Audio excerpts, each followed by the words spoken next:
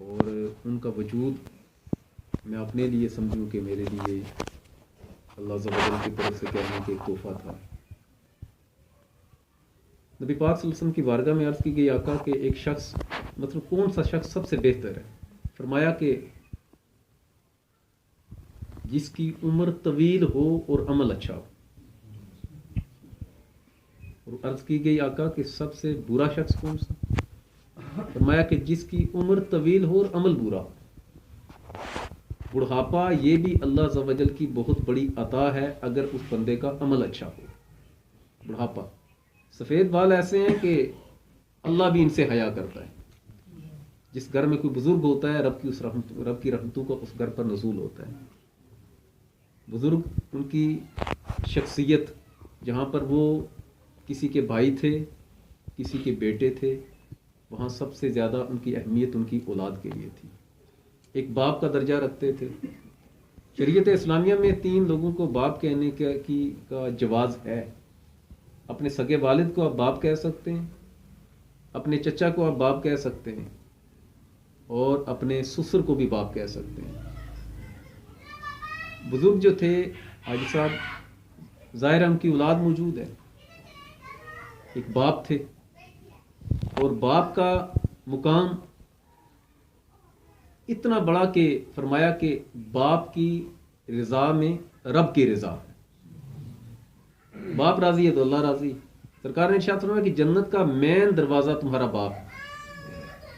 سرکار دو عالم صلی اللہ علیہ وسلم ایک مرتبہ تشریف لے جا رہے تھے، بچے کو دیکھا، بچہ کسی بندے کے ساتھ جا رہا تھا، پوچھا بچے سے کہ یہ تیرے ساتھ کون ہے؟ بچے نے کہا یہ میرے والد ہیں۔ سرکار نے ارشاد فرمایا کہ اس سے آگے نہ چلنا، اس سے آگے نہ چلنا۔ دوسری بات ارشاد فرمائی کہ اس کا نام لے کر نہ بلانا۔ تیسری بات یہ ارشاد فرمائی کہ ایسا نہ ہو کہ تیرا باپ کھڑا اور تو بیٹھا ہوا، یعنی تیرا باپ کھڑا ہو اور تو بیٹھا ہوا، باپ کا احترام کرنا۔ چوتھی بات یہ ارشاد فرمائی کہ کوئی ایسا کام نہ کرنا کہ تیری وجہ سے تیرے باپ کو گالی دی جائے۔ یہ بات سمجھ آئی؟ تیری وجہ سے تیرے باپ کو۔ آج ہماری ایک المیہ ہے ہمارے اہل سنت و جماعت کا کہ ہم ایک طرف چل پڑتے ہیں اور دوسرے معاملے کو ہی بھول جاتے ہیں، ایک طرف نظر رہتی ہے۔ ماں کا مقام کتنا زیادہ ہے؟ ہم کہتے ہیں کہ ماں کے قدموں تلے جنت ہے۔ حدیث مبارکہ ہے کہ ماں کے پاؤں تلے جنت ہے، لیکن مجموع الزوائد میں ہے کہ ماں اور باپ دونوں کے قدموں تلے جنت ہے۔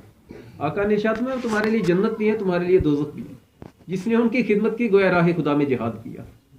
اور والدین کے ساتھ احسان کرنا، نیکی کرنا، شریعت یعنی قبول اسلام کے بعد سب سے بڑی نیکی والدین کے ساتھ احسان کرنا۔ آخری بات عرض کروں کہ ہمارے اس محفل میں ہمارے جامعۃ المدینہ دعوت اسلامی کا یہاں پر موجود ہے، ہمارا کہ طلباء یہاں پر موجود ہیں۔ تو اکثر جب کہیں محافل پر طلباء جو دین کے طالب علم ہیں وہ تشریف لاتے ہیں تو میں وہاں پر یہ بات ضرور عرض کرتا ہوں کہ یہ دین کے طالب علم ہیں، ان کی اہمیت کیا ہے؟ گھر سے نکلتے ہیں کہ تو قدموں کے نیچے فرشتے اپنے پر بچھاتے ہیں۔ جس قبرستان کے پاس سے گزر جائیں اللہ عز و جل 40 دن کے لیے عذاب اٹھا دیتا ہے۔ ان کی قدر اتنی زیادہ کہ وہ گھر سے نکلتے ہیں تو راہ خدا میں ہیں، موت آ جائے تو شہادت کی موت اللہ عطا کرتا ہے۔ غالباً یہ پیر سیاد رحمۃ اللہ علیہ کا واقعہ ہے کہ آپ کو نا خواب میں نبی پاک صلی اللہ علیہ وسلم کا دیدار ہوا۔ آقا کریم صلی اللہ علیہ وسلم نے ارشاد فرمایا کہ اے فلاں، پیر سیاد رحمۃ اللہ علیہ سے ارشاد فرمایا میرے مہمانوں کی دعوت کر۔ آپ نے صبح جو اپنے محلے دار تھے، جو مرید تھے خاص ان کی دعوت کی، رات سوئے تو پھر سرکار کا دیدار ہوا۔ فرمایا میں نے کہا میرے مہمانوں کی دعوت کر۔ تو پھر اپنے علاقے کے لوگوں کو بلایا اور پورے گاؤں کی دعوت کی۔ رات سوئے تو پھر سرکار کا دیدار ہوا۔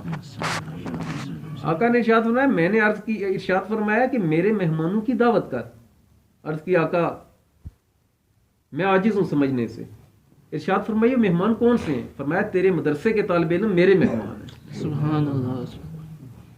میں 2 باتیں یہاں پر عرض کروں گا۔ ایک تو ان کی اہمیت اتنی زیادہ کہ پیر سیال کو حکم دیا گیا ان جیسی ولایت جن کو اللہ نے عطا کی، ان کو حکم دیا گیا کہ ان کی دعوت کر۔ دوسری بات جو عرض کرنا چاہتا ہوں، ان طالب علموں کا صدقہ اللہ عز و جل نے پیر صاحب کو سرکار کا 3 مرتبہ دیدار عطا فرمایا۔ سبحان اللہ۔ ان طالب علموں کی وجہ سے ہوا۔ جب بھی کسی جگہ آپ دین کا طالب علم دیکھیں، محمود غزنوی کو 3 باتوں کا شک تھا۔ نام سنا محمود غزنوی کا؟ ایک، قیامت آئے گی یا نہیں آئے گی. نمبر 2، میرے باپ کا نام سبکتگین ہے یا نہیں. نمبر 3، علماء انبیاء کے وارث ہیں، یہ حدیث ہے یا نہیں. ایک مرتبہ کہیں تشریف لے جا رہے تھے تو تندور کے پاس ایک طالب علم بیٹھا تھا، تو ایک ہاتھ سے پنکھا جو ادھرا تھا انگارے سلگا رہا تھا، وہ روشنی پھوٹ رہی تھی، اور دوسرے ہاتھ میں اس نے کسی کتاب کا نسخہ پکڑا ہوا تھا، تو روشنی میں وہ کتاب کا نسخہ وہ پڑھتا، اندھیرا تھا.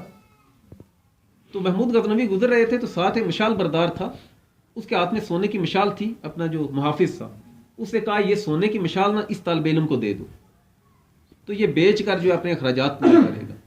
رات سوئے نا محمود غزنوی تو خواب میں سرکار کا دیدار ہوا.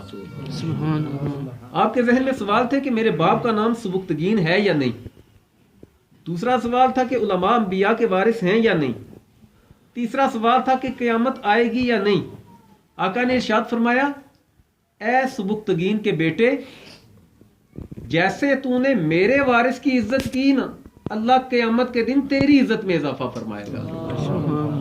تینوں سوالوں کے جواب بھی مل گیا، آقا کا دیدار بھی ہو گیا. خوش بخت ہے وہ گھرانہ، وہ محلہ، وہ بستی جہاں پر کوئی دین کا طالب علم یا عالم دین موجود، وہ خاندان کہ جس میں ایک حافظ ہے تو 400 لوگوں کی وہ مغفرت کا ذریعہ بنے گا.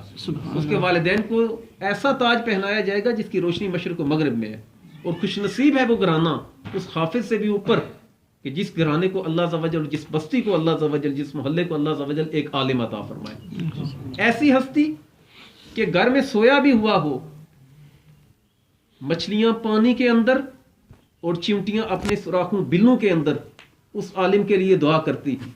ملا علی قاری نے کہا کیوں دعا کرتی ہیں، وجہ کیا ہے؟ تو جواب دیا وجہ یہ ہے کہ اس عالم کا صدقہ اللہ انہیں بھی رزق عطا فرماتا ہے. اللہ عز و جل ہم سب کو عمل کی توفیق عطا فرمائے اور ان کے درجات میں اضافہ فرمائے. دعا فرمائیے.